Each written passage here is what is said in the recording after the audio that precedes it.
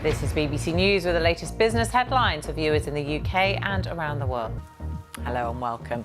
The bosses of Twitter, Facebook and Google will testify before the US Senate later on today in a virtual hearing on Section 230 of the Communications Decency Act.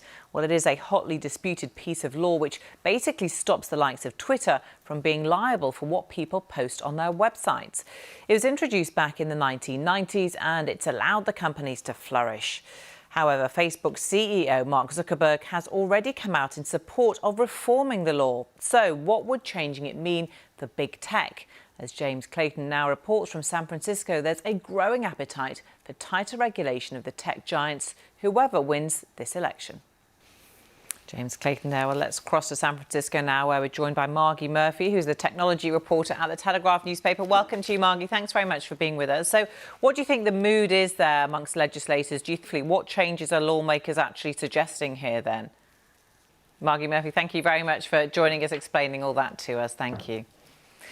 Well, let's take a look at another tech giant now, this time Microsoft, which has announced a 12% rise in third quarter revenues to $37.2 billion. The results were boosted by a surge in demand for its cloud computing services during the pandemic. Samira Hussain has more from New York. Samira Hussain there. Now let's take a quick look at how the Asian markets are faring today. Well, they are down as investors remained concerned about raising coronavirus infections in the United States and Europe, while uncertainty over next week's US elections added to a risk-off tone. And on Wall Street, it was a bit more mixed. That's despite data showing US consumer confidence unexpectedly fell in October.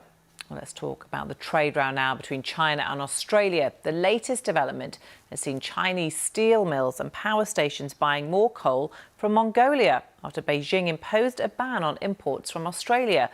Coal from Mongolia is the most obvious replacement for Australian coal because of its nearby location. Well, Sharanjit Lail now joins us from Singapore. Sharanjit, welcome to you. So is this a big blow for Australia, I guess? Sharanjit in Singapore for now, thank you. Now, at the height of the pandemic, 9.6 million jobs here in the UK were furloughed through the job retention scheme, where the government paid 80% of staff wages. The scheme ends later on this week, and some fear it has simply delayed redundancies rather than actually saved jobs. Our business correspondent Sarah Corker has been catching up with workers who were furloughed on the original scheme to find out whether they have been rehired, made redundant or changed jobs. Stay with us on BBC News. Still to come. The aviation giant Boeing is set to announce its third quarter results later on today. The plane maker is widely expected to report a loss as the firm struggles with sluggish demand as a result of the pandemic.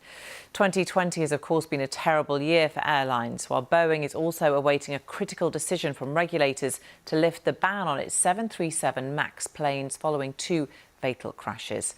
Well, joining me now is Sally Gethin, who's the aviation editor of Gethin's In-Flight News. Sally, welcome to you. Thanks very much for being with us. And Boeing, as I said, they're already struggling because of its problems over the 737 MAX plane. So what do you think we can expect from the 737 MAX plane? Boeing says it hopes to have it back in the air by the end of this year. Just how far are regulators off lifting that ban?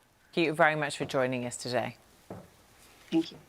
Let's bring you some of the day's other news now. Now, the pandemic has boosted toy sales across the globe as parents hunkered down during lockdown with children at home. Sales of Lego, Barbie dolls and board games have all increased, and that trend is set to continue through to Christmas. But toy makers warn that the surge in e-commerce means parents must shop early to ensure they receive their all-important parcels in time. We're joined by Gary Grant now, who's the chair of the Toy Retailers Association and Entertainer CEO. Welcome to you. Thanks very much for being with us. So how has lockdown been in terms of sales? Already appearing on one of my kids' lists, absolutely. That's going to be a must-have. And I think for dads, to Christmas, but they might have to tighten their budgets with unemployment on the rise and furlough scheme coming to an end. Actually, do you think people might be more cautious in their spending this year? Really sorry, we must leave it there, but thank you very much. Okay. We wish you the best for the Christmas period. Gary Grant there. Do stay with us. I'll be back shortly with all the day's top stories. You can reach me on Twitter @SamanthaTVNews.